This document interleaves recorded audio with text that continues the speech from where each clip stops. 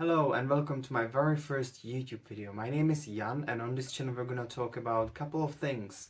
Traveling, culture, food, whilst having a blast doing it. So yeah, let's just buckle up and travel the world together.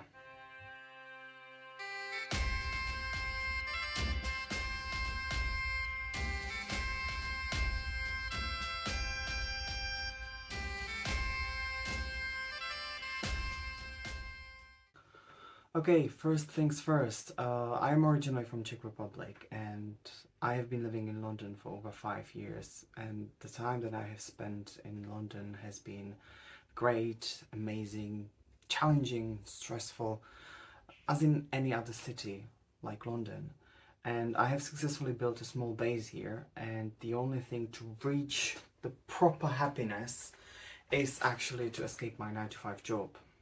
And that's why I ended up here. I originally came to London to study acting, but that didn't work out, like, at all. So as I was walking down the streets, like in London, completely meaningless and without purpose, an idea struck to my head, I'll become a YouTuber.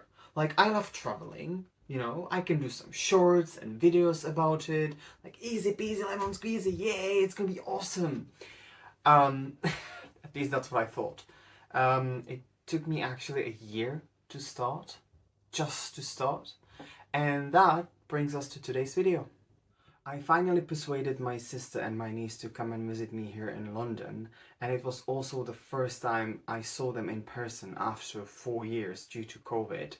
And it wouldn't be me if there was no surprise at all. So instead of spending the entire week in London, I secretly booked us a trip to Scotland, specifically to Inverness.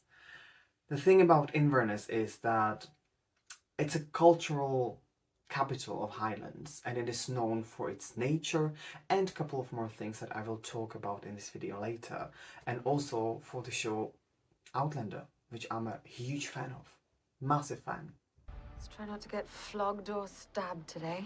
No promises, Sasha. I've been in Inverness before and I knew they were going to love it, and I will never ever forget my sister's face when I announced the news to them. Like, it was like, "Are you taking us to Scotland? Really? What?" It was so funny. So on Friday night, we actually packed our stuff, and because we were on budget, we took the overnight bus from London Victoria to Glasgow, and then from Glasgow to Inverness. The whole journey took around 11 hours, but it was completely worth it. So yeah, here it goes. Everything we managed to see during our trip to Scotland. First, the Nessie Islands. If you want to enjoy tiny, tiny islands full of trees and bridges, then this is the place for you.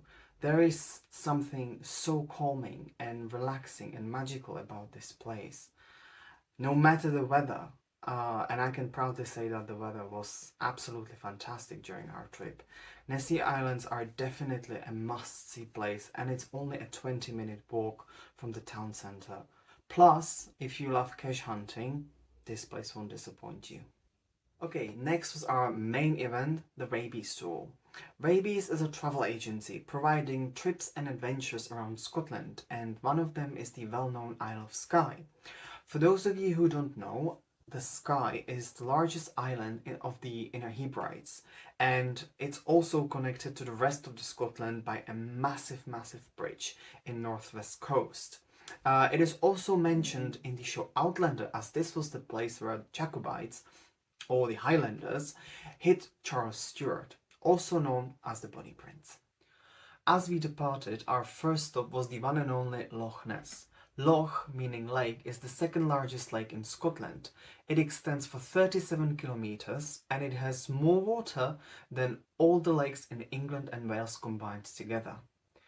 Couple of interesting facts about Loch Ness is that it never freezes, which is odd considering the tough Scottish winter. The temperature is always around 5 degrees throughout the year, the whole year. And it is also pitch black. You can't see through the water, which obviously makes the legend of a creature much interesting. And come on, who didn't want to have a pet like this at some point of their life?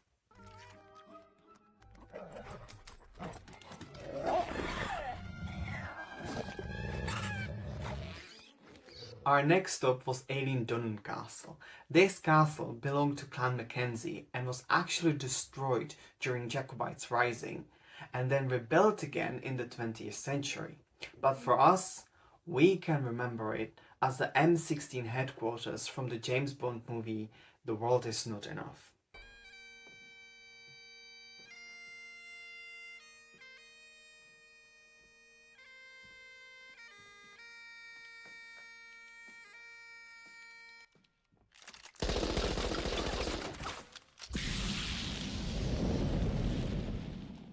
I suppose we all have to pay the piper sometime.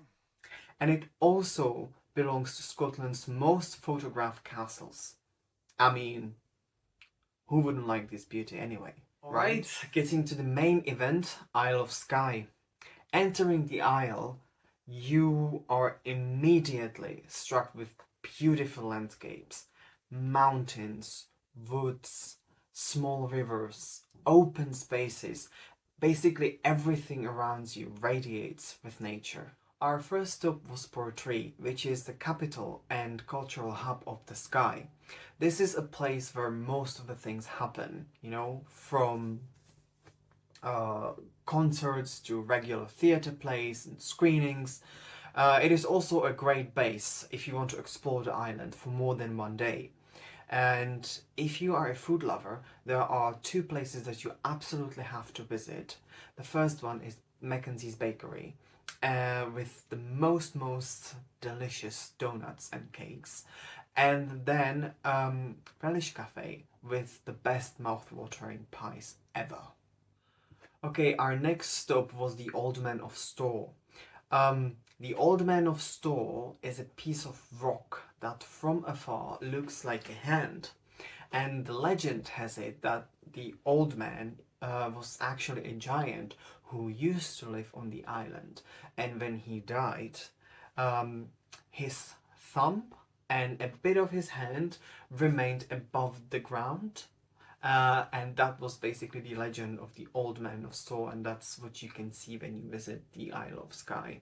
It's pretty much interesting. There are lots of fairy tales connected to fairies and giants in Scotland, and this was one of them. Alright guys, the next thing I'm gonna talk about is freaking amazing, because on our way up the north of the island we encountered something really spectacular. Amazing. A prehistoric world, a living dinosaur. No, I'm just kidding. No living dinosaurs. We didn't see any living dinosaurs. Luckily, unfortunately, I don't know. But if you decide to visit, what you can see is a cliff called Kiltrock. It is called Kiltrock because it reminds a Scottish kilt. And on this cliff you can find actual dinosaur footprints. As the only reminder that these creatures actually existed and roamed this earth at some point, which is bloody cool. And if you're lucky enough, you get this guy to play you some music.